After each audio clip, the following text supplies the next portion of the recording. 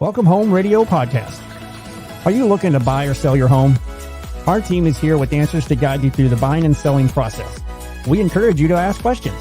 Please comment on this show or visit us at welcomehomeradio.net for more information. Bringing real estate, lending, and education together in one place, and to help you make the right home decision for you and your family. Here are your hosts, Blair Thomas, Tom Holm, Alan Pace, and Jeff Duffy.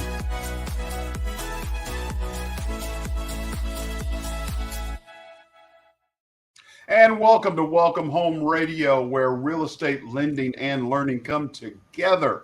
It is July 12th. I hope everyone's staying cool and hydrated out there in this wonderful Texas weather and had a wonderful Independence Day. We've got a great conversation for you today, all about insurance. And I want to welcome our guest, Jill Jones with ORH Insurance. We're just thrilled that you're here, Jill. Appreciate you. Thank you. As well as my co-hosts, Tom, Jeff, and Alan. Gentlemen, how are you, and how was your Independence Day? It was very independent. Well, good. Good for you.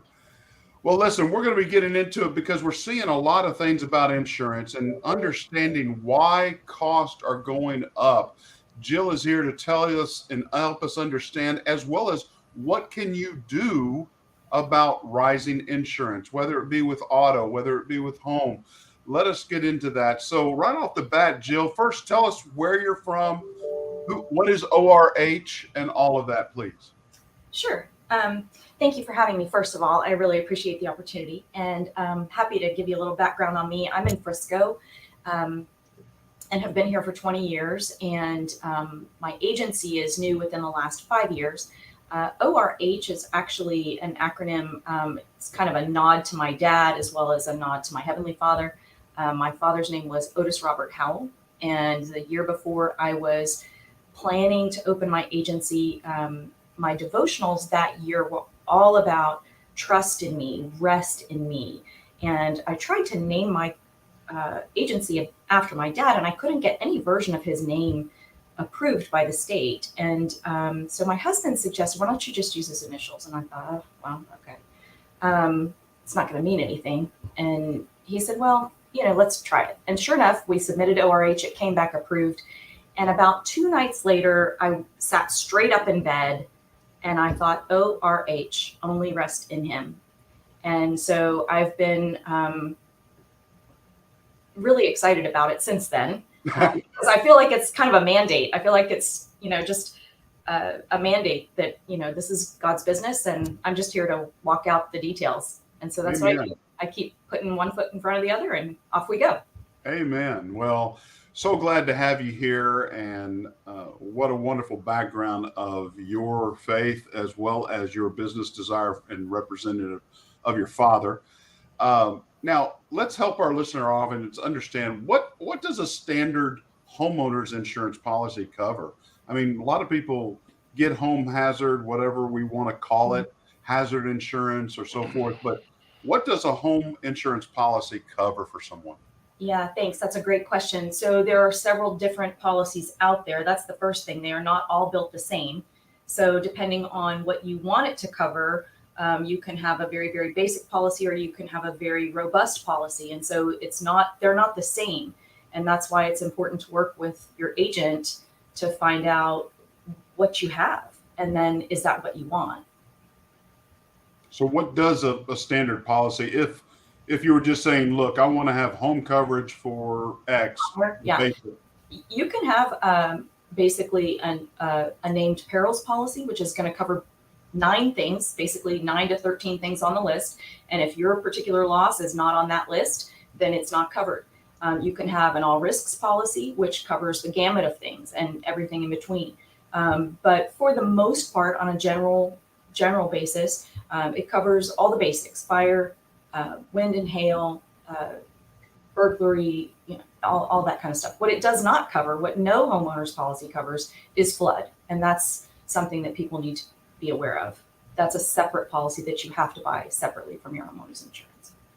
Okay, so flood is one of those extra on top of your standard policy. Yes. Now, is the foundation included in a standard policy? Because that's a pretty big cost. You covered the roof, but how about the foundation?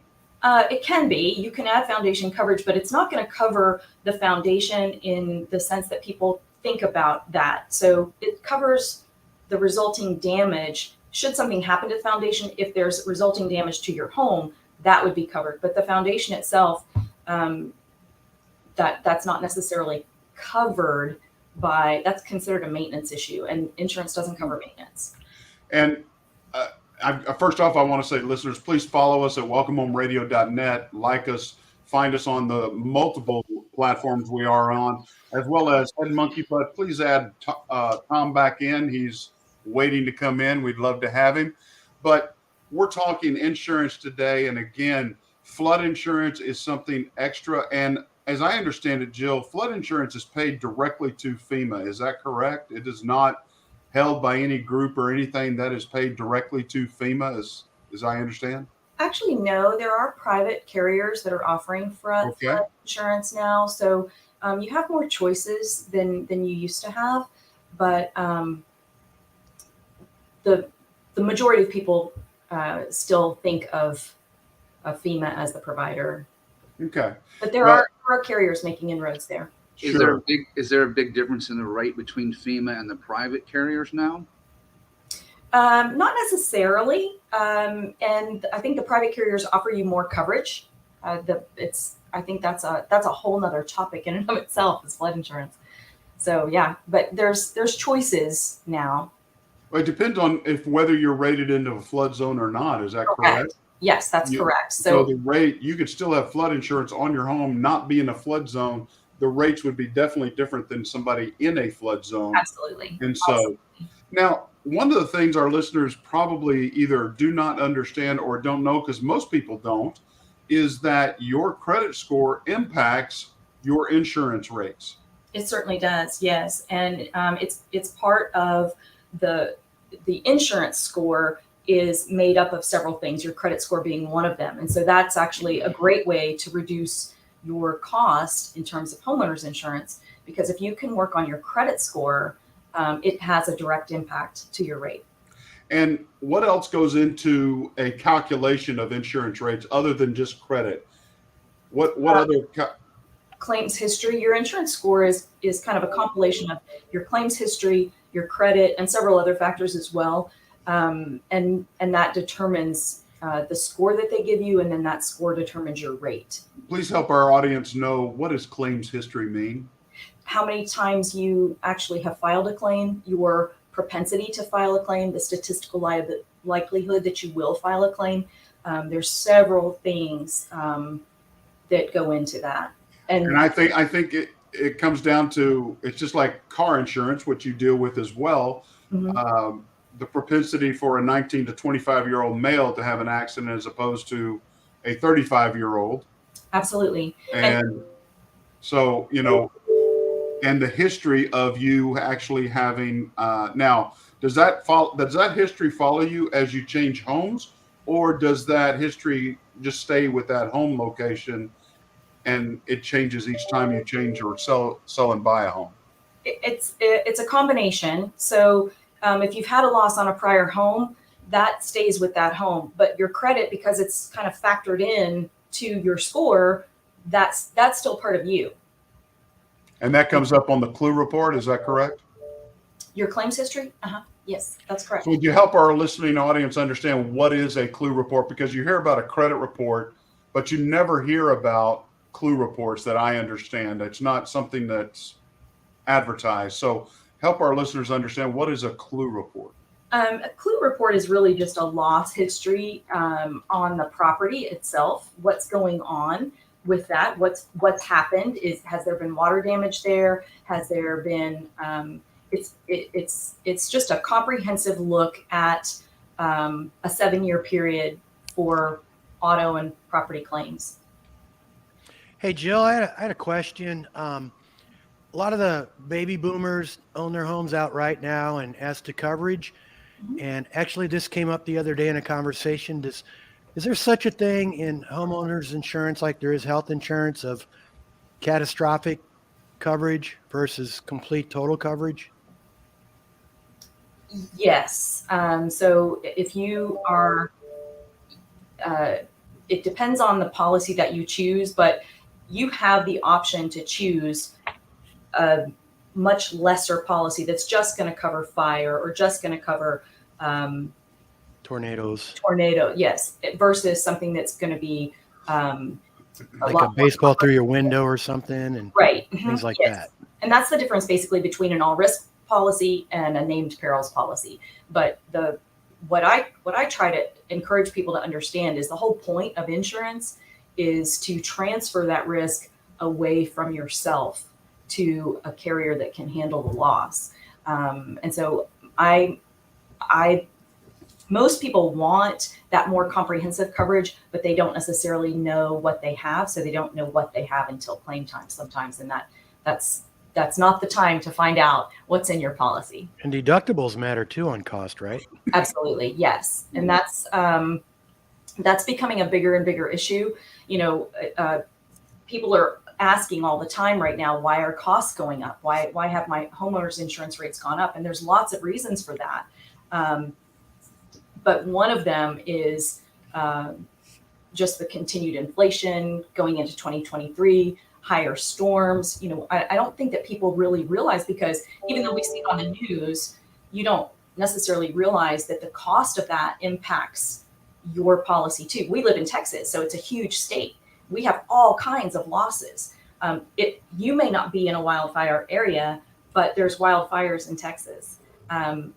North Texas, we live in the hail capital. So we have hail losses all the time. We have storms all the time. We've had several pop up just in the last few weeks.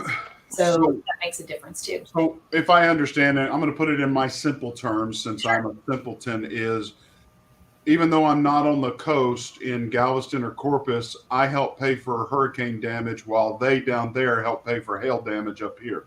Yes. So if you think of lots of people, it's a pool basically. And I want to be careful about using that word, but if you think about how insurance works, it's many people paying the losses of a few. So you had a score earlier. Blair was talking about it with credit. What about if you've had insurance 15 years, you've never made a claim? That doesn't matter, does it?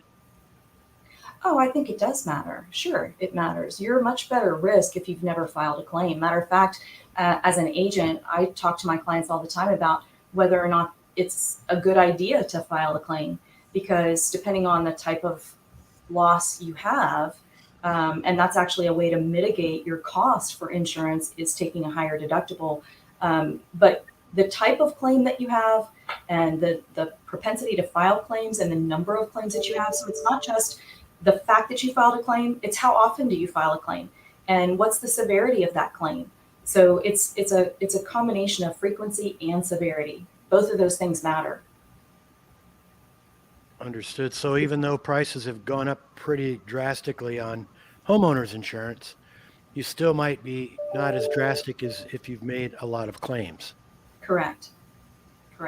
And sometimes, depending on the number of claims that you've made, you may not be offered a policy. That's the other problem in our current market, is that you've got costs that have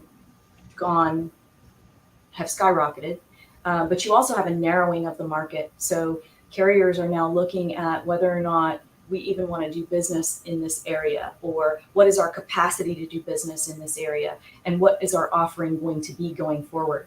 And so what that means is, for the average individual, that they don't necessarily see, is that there's stricter underwriting going on now than there's been in many, many years. It's interesting, since I just turned 35 in AARP, I reached out and, they would not offer homeowners insurance. I think your math is off there, Alan. Somewhere. I hear a monkey butt. I hear something. I don't know what it is. Anyway, I was talking to the people that, they have ads. And so you call just to see what's going on. And in Texas, because I'm a 1099, they wouldn't offer homeowners coverage. They said, we'd sure love to help you with your car. And I said, well, you can't do that because you put it all together, right? Yeah, I know. What's up with that? She goes, I really don't know. I don't like it, but it's the rules. So they are getting stricter. I have no idea. Much I stricter. guess 1099 goes to, can you pay the bill or something? I don't know. Well, it's kind of it's interesting because if you think about even the valuation of a home, but we'll come back to the 1099 thing in a second. Different people have a different value on your home than you do. So the city wants a higher value because they want more tax revenue. The bank wants to cover their loan. The insurance carrier is interested in rebuilding it to its value. So there are some conflicting forces going on there, right? To determine what is the actual value. Same is true as a 1099. You're trying to keep your income lower, but they're looking at your ability to your credit, your ability to pay, your all kinds of things. So all of those things tend to work together. You had said something also that I was going to comment on, and I've forgotten now. Well, I just thought the really credit not history 35 part would yet. cover the That's- 1099 thing. I just thought the credit thing would cover the 1099 issue, but stricter she said underwriting. it did not for that carrier. Well, and every carrier, keep in mind that every carrier, while there's some basic rules, every carrier has their own underwriting guidelines. So what might be an appetite for one carrier is not going to be for another carrier. So you might get an offer from one carrier and not another. Can I ask a simple question? Because I heard something different in your comment. Did I, pardon me, did I understand correctly that you said some people, even though they might be able to buy a home, are uninsurable? Depending on their loss history, yes. Matter of fact, I'm working on right now with a client who bought his first home this spring and has already had a loss. And we're trying to determine whether or not he will end up having one loss or two. Well, there's a very high chance that if he has two losses, if it's not paid under one loss, that he'll be uninsurable next year, or he'll have to go to an excess market, which is significantly higher than the standard market in terms of price. Uninsurable is such a big deal. I mean, that is monstrous. It is. It's a very big deal. And now in North Texas, especially, we have carriers that are pulling out of North Texas because they can't pay the claims. And that's disturbing for a client who doesn't really understand that when you're getting insurance, you're actually applying for insurance. You're not just going to the store and buying it off the shelf. You actually have to qualify. And we've had a very nice market for many, many years, but this is truly one of the hardest markets we've had. It's the hardest market I've ever seen. And so when you apply for your coverage, companies are looking at their guidelines in a much more strict way than they ever have before. And even doing home inspections, drone inspections, many times you have to supply documentation before they'll even give you a quote. It's not the same. It's not the same market. Well, let's go to our resident caveman and see, Tom, is this the first time this has ever been happening, or is there some back time that you weren't able to cover your cave or anything with insurance? Well, when I went from a cave to a teepee, the teepee was much more expensive to cover because, the structure was easily blown away by wildfires and buffalo running over it. Gotta love I all can that understand wigwam. So the insurance agents at that time, they were all pretty stiff on it. I do want to ask Jill. In my class, I teach folks about force-placed insurance, and the reference, of course, to force-placed may be your secondary market. Is that a similar where we would go get that? Similar, yes. And I think that's going back to how people can avoid that. Many times people will buy a policy and they just kind of forget about it. They're not particularly active with their agent. And that forced policy comes into play because a lender doesn't think there's coverage on the policy, on the home. And especially, for instance, with flood insurance nowadays, because flood maps have been moving around, and Yes, your owner of the house may have gotten a notice from FEMA that they're now in a flood zone and they ignored it because it looked like junk mail. That's correct. And that's really, thank you for saying that, because it is so important to communicate those things to your agent, because the agent may not know until you come up for renewal that the loan has changed or the map has changed. And so that becomes a hurry up and fix situation, which can then have another negative effect on your mortgage going forward, because maybe the payment gets made when you really needed it to go to a different carrier, or it can be a very convoluted mess. Before we go any further, can you please help our listeners understand? Y'all talked about a map. What does that mean? I have a map. I think what Tom was referring to was the flood mapping, and because we've had so much construction in Texas, we don't have all the green space that we used to have, and so there's no place for that water to go. Well, all of those maps, the state maps out your state to see where is the water going to rise, where is the flooding going to take place. Well, you may not have ever been in a flood zone. Well, now you might be, depending on how the mapping turns out. And that only affects normally when the map does change, the flood zones. That's FEMA, correct. That's correct. They grandfather in most of those homes without notification, and then the new buyers, we discover there is a flood zone and they are required for flood insurance. Is that yes, they're required. how it happens? Generally speaking, but you can buy it on your own. Shouldn't you have some type of idea of that when you're obtaining your mortgage Yes. during that process, right? That shouldn't be something that surprises you necessarily. Is that correct, That's Jill? correct. Yes, that's correct. And I think everything is pretty complicated in the home buying process. And if you're a first-time buyer, there's so much coming at you, and it's important to have a great lender. It's important to have a good insurance agent. It's important to have great people in your corner to help you understand all those things. So just trying to wing it on your own, you can find yourself in a mess. So how much coverage is required? How does somebody figure out how much I'm required to have? Because there is a minimal requirement set by the lender, I would believe. Based on the loan, you actually are the expert in that, Blair, but it's based on the loan. Most of the time, the lender wants the loan covered. That's their financial interest in the property. The carrier wants a replacement cost valuation so that the home can be rebuilt the way that it's currently set up. And that's another good reason why the client needs to be active in that conversation. So that we make sure that we've got enough coverage on it to meet everyone's requirement. What does the policyholder want it to look like? What does the lender want it to look like? And what does the insurance company want it to look like? The replacement value, that's a tricky thing too. I just went through this whole process, and it's kind of why I'm up to date on a lot of this stuff. Is you get all these quotes, and they're all over the place. Mm-hmm. And when you look at them close, replacement values are different. Contents are different. I mean, it's really, I don't know, 10, 15 years ago, it didn't seem like a big deal. Boy, it does now. It's so different. That's actually a great conversation to have a little bit, because I think sometimes we're so used to moving very, very quickly through things to get them done and off our plate.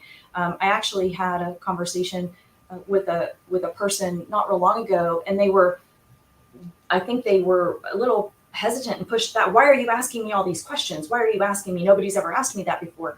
Well, it goes right back to what we were saying about stricter underwriting guidelines. And you want a fair representation of what that home really looks like. And I tell people all the time, if you have a loss, do you want what you have, or are you going to be okay to have something that might just function? Do you want those quartz countertops, or do you just want a functional countertop? Those are different things. And so you have to, I've never been in your home, so you have to describe that to me. You have to tell me, you have to help me understand what your home looks like. I might be able to get some pictures from Zillow, but are they up to date? Have you done any upgrades? COVID, people did a ton of upgrades to their homes, but they never bothered to increase their replacement costs, their coverage, right? So it's important to have a conversation. Those thoughtful conversations are important. Yeah, it literally took me a month to get through it all and do what I thought was a good, diligent job uncovering our home. But it was, I'd say, the hardest I'd ever had to work at it. Mm-hmm. Let's understand, I think, break it down for someone. Replacement cost means I'm taking the land value out of the equation and I'm replacing the home that's on top of the land. We're not replacing the land. So it's not a total replacement of your loan cost. But as a lender, yes, we're wanting the whole loan to be covered and valued so that we can cover our lending cost out of that. Correct. So then you've got your internal personal property coverage, meaning, hey, I want 100,000 of it covered, or I want 200,000. I think my personal property inside the home is worth more, or so forth. So there's many levels, like you're saying, and you need to find out and figure out what you're wanting to cover. Correct. Now, we're going to require a certain level of coverage as the lender, but generally people have personal coverage that we don't talk about, we don't worry about. It's their decision. And many times that's a default figure also. Well, what else does somebody need to be worried about? We set a standard here we want to cover as the lender, but what are those other things besides personal property that people look at it? Well, you need to consider your lifestyle. Do you have company? Do you have guests at your house all the time? Do you have a pool? Do you have a trampoline in your backyard? Do you have custom curtains? Do you have hardwood floors? There's because all of those feed to different parts of the policy. So if you're hosting, barbecues every weekend, you probably want a little more liability coverage than and you also want pet coverage. You can't forget our little four-legged friends. Exactly right. That's exactly right. That's exactly right. Larry, I wouldn't say little when it comes to your pup. Oh, come on. He's just a little dog eater. Little doggy. Man eater. He protects his backyard very well.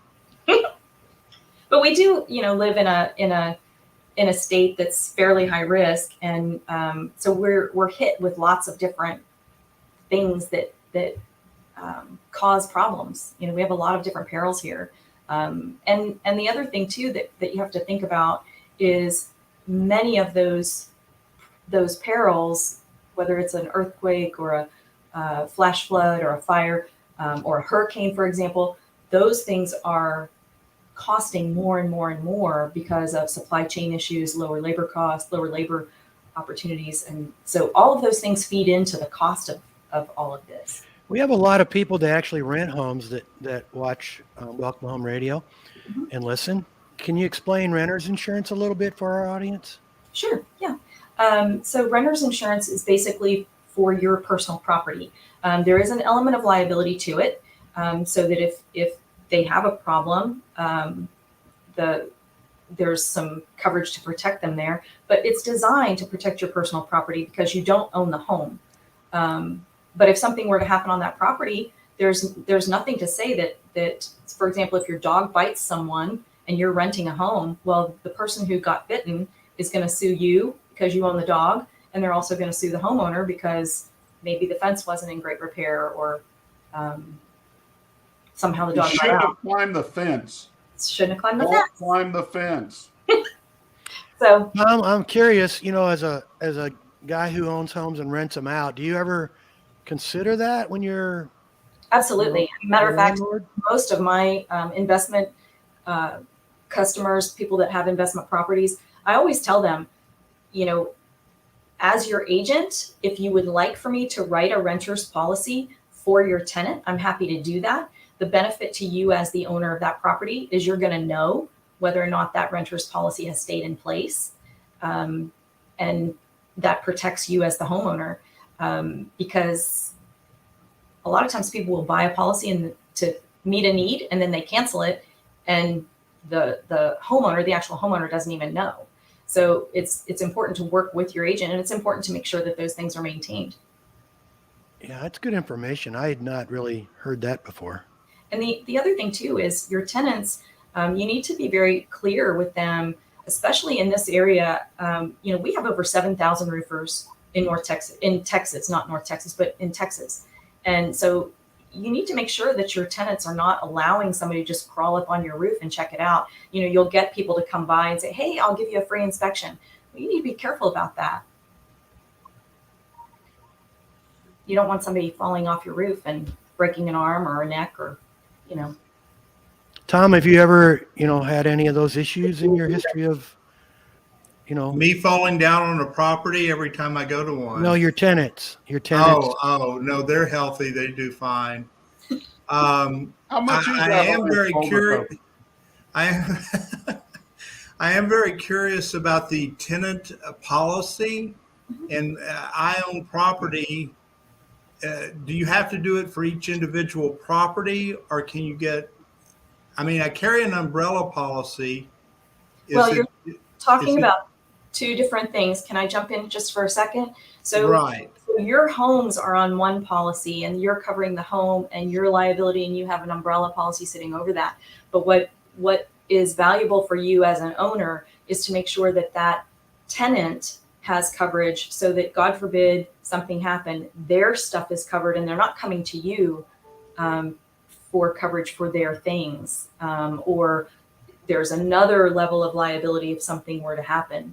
So you can do that as part of the lease agreement, can't you? You certainly can. Yes. Well, and it's in my lease agreements. Maybe I just misunderstood. I thought you were saying I could get actually a tenant policy for the tenants and then have that coverage. That No. Your tenant has to do that, but you can Okay. require Okay. Well, that's what I was thinking is. Yes, you can I'm require doing it correctly. I just was wondering if there was something I was missing there with the tenant policy that I can get it and that type of deal. I did have a student in one of my classes this weekend talking about an insurance claim that was done on a manufactured home, and the owner of the manufactured home took the claim, and there's apparently a mortgage, or actually it may have been a chattel type situation, took the claim and then took the money, got the mortgage company to sign off on taking the money, and then took the manufactured home with him somewhere else and hasn't put anything back on the spot. So I would assume that is insurance fraud as far as mortgage fraud as well. I can't speak to the mortgage fraud position, but Well, I will tell you it's mortgage fraud. well, the idea behind insurance is that when you file a claim, you pay your deductible and the carrier pays the balance of the loss. And the expectation, and this is coming back to that same conversation earlier about stricter underwriting guidelines, they're expecting you to repair the damage to the home. And now what they're doing is and they've done this for a while, but they hold back a portion of that settlement until you provide proof that the repairs have been done. And the reason for that is, for many years, there was no follow-up on that. And so a carrier would pay for damage to a roof, for example, and maybe they took that money and put a pool in and never got the roof repaired. Well, the carrier isn't going to pay twice for the same roof. They're not going to do that. So, but you know what you always hear still is like, spend it however you like. You hear stuff like, "Oh, is it true? Come on now, you have to pay your deductible and the roofer ain't going to cover it."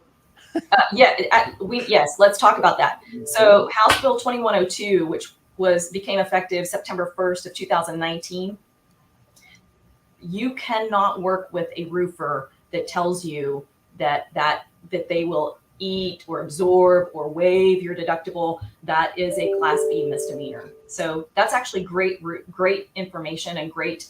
So that's on the homeowner's shoulders. But they're putting their sign in my front yard, so it's advertising. They're going to get advertising value. You don't have to let them put your sign up. I was going to say, I wouldn't, it's really important. This is, what I always tell my clients is it's very important to work with solid professionals. So for example, my roofer that I refer, he's licensed, which many roofers are not. We still live in Texas, the wild, wild west. Out of that 7,000, probably 400 are licensed. That's a non-regulated industry. And so when you allow somebody to get up on your roof as the homeowner, you are you're exposing your own liability coverage as well. So the reality is it's very important to work with a qualified, licensed, insured roofer that does great work, because if something, I think did I lose you? No, you're here. No, you're here. You hear? Must be. Okay, sorry. My computer just like. The delay. Yes, that delay. Anyway, so that's a law now. So anybody who tells you that they can waive your deductible, I would just say, no, thank you. And if a homeowner does it, it's on the homeowner. It's on both the homeowner and the roofer, because technically, when you sign an insurance contract, that's still a contract. You've agreed to pay your deductible. That's your portion of the contract. But who reads those?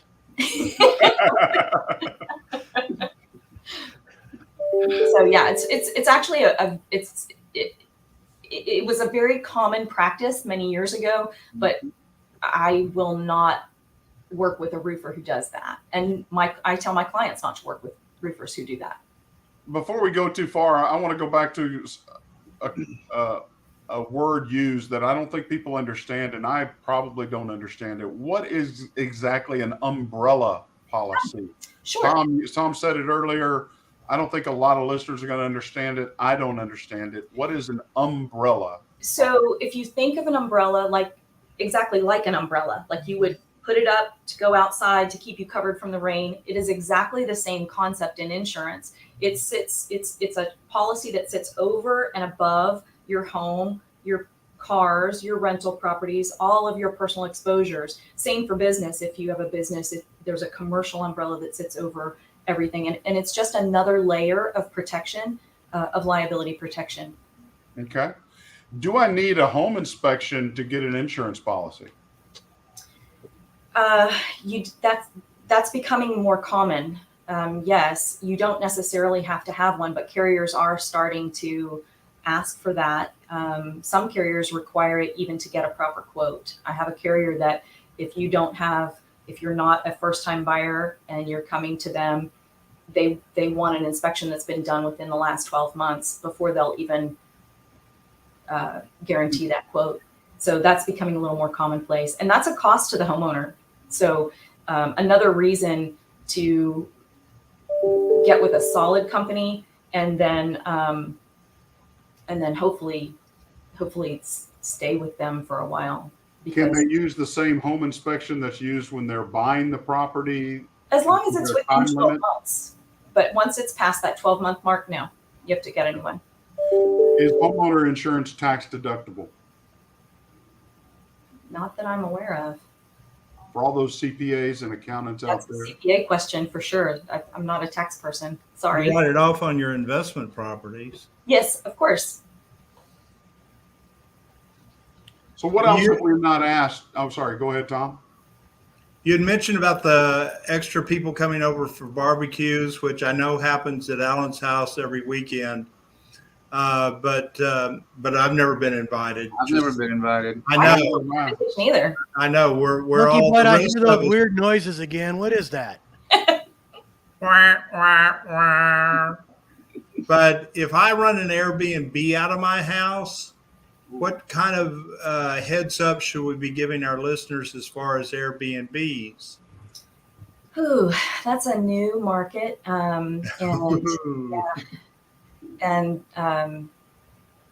It's something else that's coming up. I'll answer that in just a second. Something else that's very new is people are renting out their pools for parties. I wouldn't advocate that. Yes, people. I don't think that people understand that what happens on your property, you're responsible for. So I would be very careful about that. I am not responsible for them having a wedding in my backyard. I'm sorry. They've decided to get married. Not responsible. Yeah. They just showed up. Think about the liability of, and I've heard there's that app for that, but you've got people using your barbecue, drinking beer or hanging out around the pool, and who knows what can happen. I mean, Yeah, exactly. So you do want to make sure that if you're in that situation, that's a little more detailed. We would have to talk and I about. wonder how. The Downer Duffy speaks a lot. I just look at the market as it is. A lot of cities are banning those. Yes. As it is. And I bet we see the same thing with the quote unquote pool rentals or backyard rental before Yes. long. It's really not a smart idea to expose yourself to that degree. it's scary. Well, renting's on a roll. Commercial, big asset management companies are buying neighborhoods that you can rent only, and it's just another reason to go rent instead of buy. You don't have to worry about a lot of this stuff. Yeah. Jill, before we go too much further, let's make sure people know how to get a hold of you. Okay. You can call me directly. My number is 972-251-9881. Our website is www.orhins.com. And that's my cell phone number, so you can reach out to me anytime. Awesome. Well, guys, I got to tell you, it's been a very great conversation for people to understand what insurance does, what are the costs, and what can I do about it. Any final comments any final questions that we can cover real quick? I would like to just offer a couple of ways to lower your costs if we have a minute. So it's really important to check your discounts every single year. Sometimes things fall off or get misplaced, or, just make sure that you're checking those things. And then if you've got protective devices in your home, make sure that your agent is aware of that. Keep documentation. Documentation is key. Increasing your deductibles brings your costs down, and it's important. It's important to do it early. You get notification about 30 days in advance. Don't wait until the last minute. Like start working with your agent, at that 30-day mark, if you can, or even prior to that. But most of the time, 30 days is plenty of time to shop and see what's out there, and then make sure that you're keeping your home maintained, properly, so that it's a risk that a carrier would like to have. So do they need to keep that 30-day time frame? Let's say they have escrows. So you could do that all at the same time without coming out of pocket as much. Am I on the right track there as far as if you time it for that? Yes. With your escrow account? You want to make sure that you're making changes before your escrow account pays your bill, if that's possible. It doesn't mean that it can't be unwound and undone and reapplied, but that's just more. It's just more labor and more work for both you and your agent, and that's okay, because people are busy. But still, if you can get in front of it, you can kind of avoid that. It's interesting. On auto insurance, a company's making us use an app on driving safely, and Yes. I'll be the first to. It's really helping. No texting while I'm driving. I've learned a lot. I had a lot of bad habits. Thank you for bringing that up, actually, because I think people tend to be a little bit afraid of that, but it does give you the opportunity to monitor your own driving. And if you're a good driver, then you'll be rewarded with a lower premium. Now, I always tell my clients, you need to be honest with yourself. If you're a naughty driver, don't do it, because it's going to have the opposite effect. But I'm learning. I'm glad you recognize that. Well, guys, Jill, thank you so much for joining us and helping our listeners understand more about insurance and what they can do about as costs go up or a challenge or opportunity comes around. Sure. This is we try to help everybody understand. So please comment, find us at welcomehomeradio.net, follow us, like us, share us, and so blessed to be a part. Guys, thank you so much. I'm Blair Thomas. I'm Tom Holm. Jill, I enjoyed this. I'm Alan Pace. I'm Jeff Dusty. Thank you, Jill. Thank you. God bless. Y'all have a great day. Welcome Home Radio production provided by Lunatic Digital. Check the listing of this podcast for the links to our sponsors. And don't forget to like, share, and follow us on social media. Visit welcomehomeradio.net for more information.